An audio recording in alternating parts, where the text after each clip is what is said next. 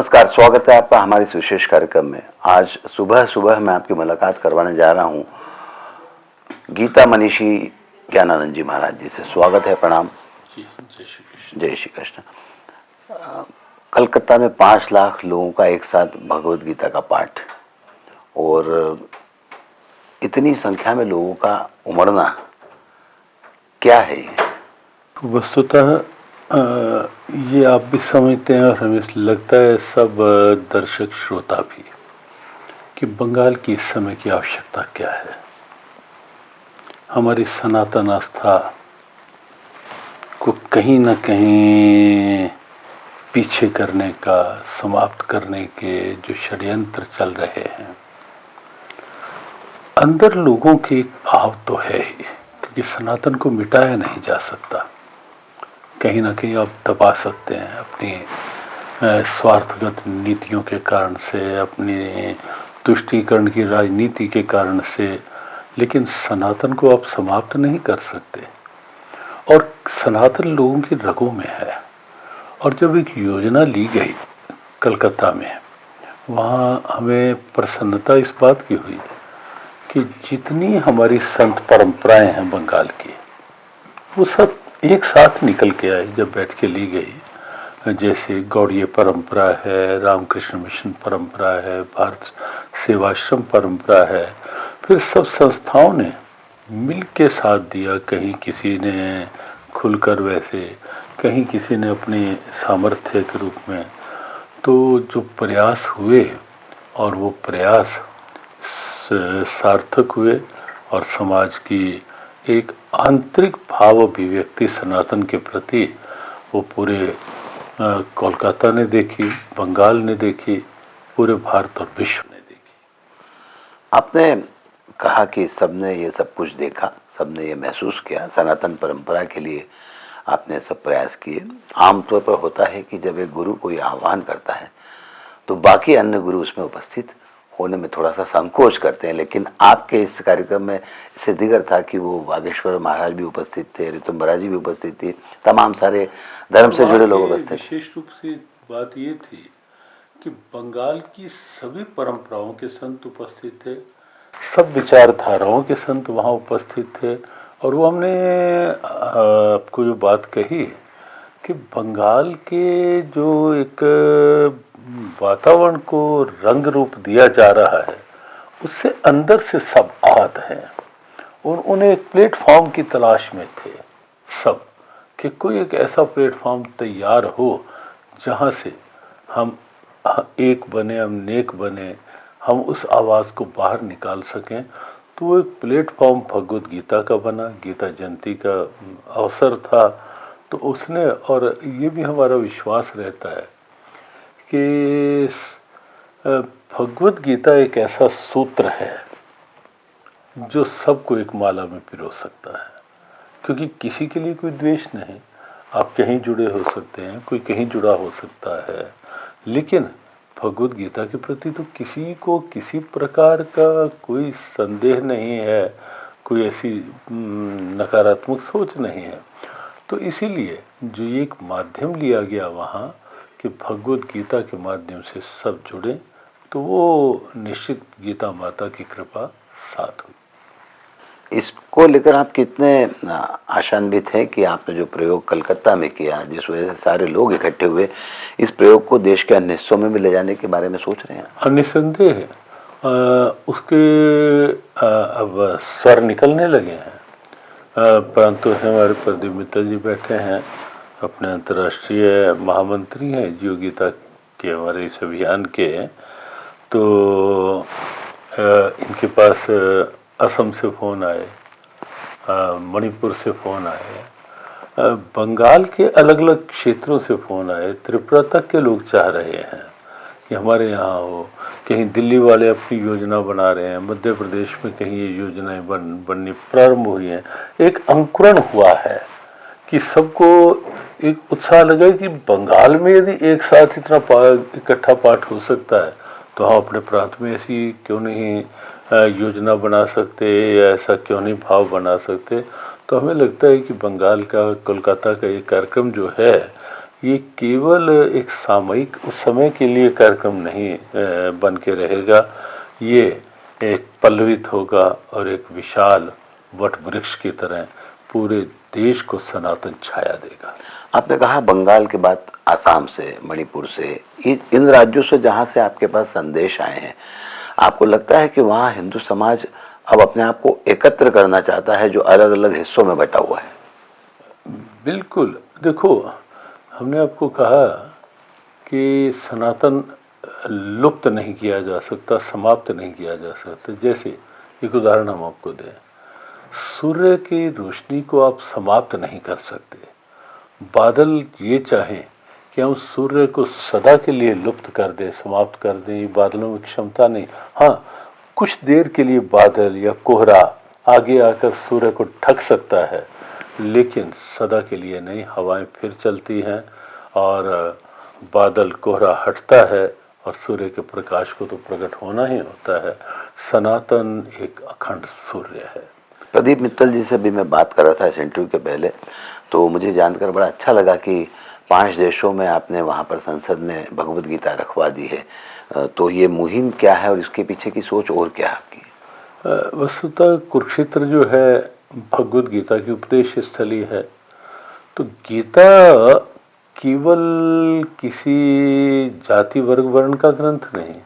गीता में कहीं देश की लिमिटेशन में, कंट्री, कलर, कास्ट, क्रीड, कोई बाउंड्रीज नहीं है गीता के आगे। Gita across the world, across the boundaries, पूरे विश्व के लिए, पूरी मानवता के लिए है। तो कुरुक्षेत्र विकास बोर्ड हरियाणा का ही एक आनुषंगिक अंग है। तो हरियाणा सरकार को जब इस बात का स्मरण दिलवाया गया कि कुरुक्षेत्र के इस गौरव को आप चाहें तो पूरे विश्व में कुरुक्षेत्र का गीता के माध्यम से पूरे हरियाणा का एक सम्मान बना सकते हैं, तो हरियाणा सरकार ने प्रारंभ किए वो प्रयास। कुरुक्षेत्र में गीता महोत्सव प्रारंभ हुआ। लगभग 15, 20, 25, इस बार लगभग 43 देशों के प्रतिनिधि, स्कॉलर्स गीता के कुरुक्षेत्र आए। तो फिर एक ये विचार आया जब मनोहर लाल जी मुख्यमंत्री थे कि क्यों ना गीता महोत्सव को भारत से बाहर भी ले जाया जाए। हर बार गीता जयंती पे वहाँ एक पार्टनर कंट्री होता है, एक पार्टनर स्टेट होता है। लास्ट टू लास्ट ईयर 2024 में मध्य प्रदेश पार्टनर स्टेट था और यहाँ के मुख्यमंत्री मोहन यादव जी स्वयं गए थे वहाँ, और वहीं से वो प्रेरणा लेकर आए यहाँ के लिए। तो यहाँ गीता का उन्होंने प्रारंभ किया तो 2024 को हमारे पास ही बैठे थे और गीता महोत्सव में बड़ा कार्यक्रम था, उसमें उन्होंने कहा कि अब हम मध्य प्रदेश में भी भगवद गीता को और विस्तार देंगे। तो इस रूप में जो बात आपने की, धीरे धीरे विश्व के देशों में जाना प्रारंभ हुआ। पहला अंतर्राष्ट्रीय गीता महोत्सव मॉरिशस में हुआ, दूसरा यूके में हुआ, लंदन में, तीसरा गीता महोत्सव कनाडा में हुआ, फिर ऑस्ट्रेलिया में हुआ, फिर श्रीलंका में हुआ, अभी पिछले वर्ष इंडोनेशिया में हुआ और 2026 में जापान के लिए लगभग पेपर वर्क चल रहा है। और बड़ी बात यह है कि हरियाणा गवर्नमेंट के साथ, जियो गीता की तो मुख्य प्रेरणा रहती ही है, हरियाणा गवर्नमेंट के साथ इस वर्ष 2025 में जो पिछला वर्ष किया, MEA ने पूरा साथ दिया और 52 देशों की एम्बेसीज में जो भारत की वहाँ हैं, वहाँ गीता महोत्सव करवाए गए। गीता जयंती आपने जो कहा मध्य प्रदेश के संदर्भ में बात कही है, मध्य प्रदेश के मुख्यमंत्री ने गीता भवन बनाने की शुरुआत मध्य प्रदेश में कर दी है, वो आप ही की प्रेरणा थी, इससे मुझे अभी अंदाज़ा लग रहा है इस कार्यक्रम के पीछे की मंशा को। अभी तक कल आपने इंदौर में जेल में जाकर कैदियों को गीता के बारे में जानकारी दी, भगवत गीता का स्मरण करवाया उनको। आज एक स्कूल में आप जाने वाले हैं, तो ये जो आप जिस तरह से स्कूल और जेल यहाँ पर जा रहे हैं, तो किस तरह से रेस्पॉन्स वहाँ पर निकल कर आ रहा है बच्चों का और कैदियों का? असल में हमारा किसी भी नगर में केवल मंच पर अपने उद्बोधन दिया और अपना कर्तव्य पूरा नहीं हमें लगता। हमें लगता है कि भगवत गीता की जहाँ जहाँ आवश्यकता है, और इसीलिए भी इंदौर में इस रूप में थोड़ा कम समय था, तो जितना हुआ तो हम कभी डॉक्टर्स के सेमिनार लेते हैं, कभी केवल टीचर्स के साथ बैठते हैं गीता जी के संवाद के रूप में, कल आते ही जेल में गए, डॉक्टर्स के सेमिनार लेते हैं, कभी केवल टीचर्स के साथ बैठते हैं गीता जी के संवाद के रूप में। कल आते ही जेल में गए, अद्भुत प्रयोग था वो। और जैसे सामने बैठे हुए लगभग 1300-1400 बंदे सामने बिठाए थे उन्होंने, कि बाकी वो बता रहे थे कि बहुत से जो ट्रायल पे ही होते हैं तो जो वहाँ रहते हैं, पिन ड्रॉप साइलेंस में उन्होंने सुना। जब उनसे पूछा गया तो सब ने हाथ खड़े करके कहा कि हमें, तो उनकी जो सुनने की वो जिज्ञासा लग रही थी, वही बता रही थी कि इनकी भी अंदर की प्यास तो कहीं ना कहीं है। और प्रभाव भी कल देखा कि वहाँ के कैदी श्लोक उच्चारण कर रहे हैं, लीलाएं भजन अच्छे गा रहे हैं। आज स्कूलों और कॉलेजेस यूनिवर्सिटीज़ में हमारा प्राय जाना रहता है, क्योंकि हमें लगता है कि एक तो ये कि बाहर के लोग तो कहीं भी आके सत्संग सुन लेंगे। हम असल एक बार गुरुग्राम की जेल में गए, तो जब उद्बोधन हुआ, आने लगे, तो जेल के कैदियों ने हमें घेर लिया, काफ़ी प्रशासन वाला हटाने लगे। हमने कहा कोई बात नहीं, उन्हें अपनी बात करने दो। तो उन्होंने कहा महाराज जी, और तो कहीं भी कोई आके सुन लेगा आपको, हमें सुनाने के लिए तो आपको जाना पड़ेगा, हमें तो ये सुनने जाने नहीं देंगे। तो तब से हमने निश्चित किया कि उनको ज़रूरत है। बच्चों और युवाओं को हमें लगता है कि आज सबसे बड़ी आवश्यकता है उनके अंदर आत्मविश्वास जगाने के लिए, उनके लिए लाइफ वैल्यूज़, उनके अंदर करेक्टर वैल्यूज़, उनके अंदर सोशल वैल्यूज़ जो आज कहीं मोबाइल ने छीन ली है, उसको फिर से लौटाने के लिए, जगाने के लिए गीता बहुत उपयोगी है। तो इसीलिए हमारा प्रयास रहता है स्कूल, कॉलेज, यूनिवर्सिटीज़ में बच्चों के साथ, युवाओं के साथ सीधा संवाद करो। उसी निमित्त से आज जाना हो रहा है। महाराज जी, अध्यात्म क्या? अध्यात्म एक तत्व है। अध्यात्म जीव की वह स्थिति है जिसके बिना जीव अधूरा है। अध्यात्म केवल पूजा पाठ नहीं है, अध्यात्म केवल मंदिर में जाना नहीं है, वो केवल एक पड़ाव है अध्यात्म के। अध्यात्म है आपके अंदर की चेतना को जगाने वाला, आपके अंदर के सत्व को जो जगा दे, आपके अंदर के वैल्यूज़ को जो जगा दे। अध्यात्म वो तत्व है, अध्यात्म वो प्रेरणा है जो आपको एक आधार देता है, जो आपको स्वाभाविक शांति का अनुभव करवाता है। अध्यात्म वो तत्व है जो अंदर से आपकी वैल्यूज़ को उभार कर आपके अंदर पीस ऑफ माइंड, मानसिक शांति लाने से लेकर के पूरे विश्व बंधुत्व तक सबके अंदर एक ही चेतना, एक ही आत्मा का अनुभव करवा के मानसिक शांति से लेकर विश्व बंधुत्व तक का जो प्लेटफॉर्म तैयार कर सकता है, वो अध्यात्म है। युवा और बच्चे, आपने सही कहा कि मोबाइल की तरफ ज़्यादा ध्यान दे पा रहे हैं। धर्म ग्रंथों और भगवद गीता जैसे महान ग्रंथ के प्रति उनकी रुचि धीरे धीरे जागृत हो, इस हेतु आप क्या प्रयास कर रहे हैं? हमें लगता है कि कोई कीचड़ में गिरा हुआ है, अगर हम केवल ऊपर खड़े खड़े उसको करते रहेंगे बाहर निकल, बाहर निकल, बाहर निकल, तो बेचारा गिरा हुआ निकलना होता वो अपने आप निकल ही जाता। तो हमें अगर कीचड़ में भी जाके उसका हाथ पकड़ के निकालना पड़े तो ही वो संभव होगा। जिस लेवल पे समस्या है, जब तक हम उनकी समस्याओं का पहले उनको, गीता का उपदेश यहीं से शुरू हुआ। भगवान कृष्ण ने पहले अर्जुन की नवस देखी।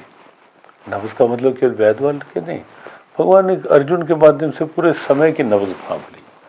तो अर्जुन में क्या प्रॉब्लम थी पहले वो समझ के ठीक डायग्नोज करके फिर अर्जुन को उपदेश देना प्रारंभ हुआ, तो अर्जुन को समझ आई। आज आवश्यकता इसी बात की है कि हम बच्चों को, यूथ को, हम पहले उनकी समस्याएं जो बढ़ रही हैं, जैसे जब भी हम बात करते हैं हम पूछते हैं उनसे कि टॉलरेंस पावर कम हो रही है, बढ़ रही है? कहते कम हो रही है। विल पावर कम हो रही है, कंसंट्रेशन कम हो रही है, कॉन्फिडेंस हिल रहा है। तो कहते हैं बिना इसके, बिना कॉन्फिडेंस लेवल बढ़ाए, बिना करेक्टर वैल्यूज़ को अंदर लाए, बिना टॉलरेंस पावर, विल पावर को जगाए, आप कैसे मजबूत बन के अच्छे लक्ष्य को, कैसे भी विवेकानंद की दिव्यता पा सकेंगे? तो जब, और फिर बताया जाता है कि भगवद गीता इसीलिए है जो आपको कंसंट्रेशन दे, जो आपके अंदर के कॉन्फिडेंस को जगाए, जो आपके अंदर से वैल्यूज़ को प्रमोट करे।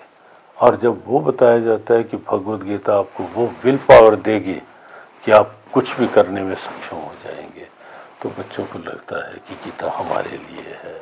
तो उस लेवल पे आके जब उनसे बात करके जोड़ते हैं तो बच्चे उत्साह से जुड़ते हैं। नब्ज सिर्फ एक नाड़ी वो नहीं है। महाराज जी ने कितने अच्छे से समझाया कि किस तरह से अध्ययन करके उसकी पूरी जन्म कुंडली या उसके स्तर या उसके व्यवहार से उसकी नब्ज को समझने की कोशिश की गई। ये बहुत अच्छी बात है, बहुत गूढ़ रहस्य वाली बात है जिसको समझने की कोशिश की जानी चाहिए। बहरहाल युवाओं में आपने कहा कि स्कूली बच्चों में कहा, केजीओ में कहा, किस तरह से आप जागृति फैलाने का प्रयास कर रहे हैं। श्रीमद् भगवत गीता मैनेजमेंट के लिए कितनी उपयोगी है? भगवत गीता तो है ही मैनेजमेंट। और आप पाएंगे भगवत गीता में body management, mind management, stress management, business management और लाइफ मैनेजमेंट तो है ही है। भगवत गीता में कोई ऐसी और तो हमने बच्चों को जब एक बार कहा कि भगवत गीता टाइम मैनेजमेंट का भी ग्रंथ है, तो उसी समय एक स्टूडेंट खड़ा हो गया, टाइम मैनेजमेंट का क्या मतलब? हमने कहा देखो, अभी आप कोई क्वेश्चन प्रिपेयर करते हो उसका आंसर, तो आपको टाइम अच्छा खासा लगता है, कहते बिल्कुल। और फिर आपकी एक प्रॉब्लम साथ रहती है कि जल्दी से याद होता नहीं, और कई बार ये प्रॉब्लम बन जाती है कि याद होने के बाद भी याद रहता नहीं। तो हमने कहा भगवत गीता को आप थॉरली पढ़ो और बिल्कुल विद इन टेस्ट आप उसको स्टडी करो, तो आपको ऐसे सूत्र मिलेंगे जिससे आपकी कंसंट्रेशन बढ़ेगी, कॉन्फिडेंस बढ़ेगा। और आप विश्वास करो, जो लेसन 2 घंटे में आपको नहीं प्रिपेयर होता, और आपकी कंसंट्रेशन और कॉन्फिडेंस का लेवल अच्छा होगा, वो 1 घंटे से कम समय में इस ढंग से आप प्रिपेयर कर लेंगे कि ना आपकी ये प्रॉब्लम रहेगी कि याद होता नहीं, और ना ये प्रॉब्लम रहेगी कि याद रहता नहीं। दोनों प्रॉब्लम का और कम। तो अब जब पूछते हैं कि अगर 15 मिनट गीता में लगा के आप पढ़ें और 1 घंटा सेव हो जाए, तो क्या प्लस है माइनस? सबसे तो बहुत प्लस है। तो गीता में हर चीज़ की मैनेजमेंट की बहुत ब्यूटी है, बहुत दिव्यता है। और इसीलिए हम तो हर सरकार को ये आग्रह कर रहे हैं कि अगर भविष्य को बचाना है और भारत को वास्तव में विश्व गुरु की उस उच्चता तक ले जाना है, तो हमें नींव मजबूत करनी पड़ेगी। और नींव है बच्चों को सुसंस्कार।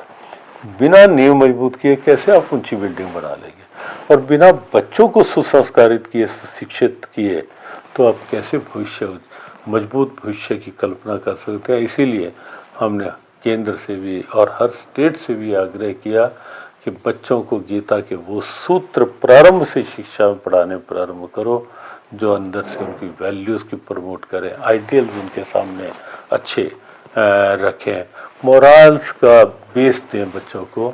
तो निश्चित इस रूप में जब होगा, तब हम उम्मीद कर पाएंगे कि हमारा भारत वास्तव में एक मजबूत नींव के साथ विश्व गुरु की दिव्यता को पाएगा। हमसे बातचीत करने के लिए बहुत बहुत धन्यवाद, और आपने समय निकाला, इसके लिए हम आपके बहुत आभारी हैं। हम बात कर रहे थे गीता मनीषी ज्ञानानंद जी महाराज जी से। उनका कहना है कि भारत को अगर विश्व गुरु बनाना है तो नींव मजबूत करना होगी, बच्चों में शुरुआत से ही संस्कार डालना होंगे, और भगवत गीता इसके लिए एक बहुत बहुत महत्वपूर्ण कदम इस दिशा में उठाने में मदद कर सकती है। आज के इस कार्यक्रम में बस इतना ही। सुनील जोशी को दीजिए इजाजत। नमस्कार।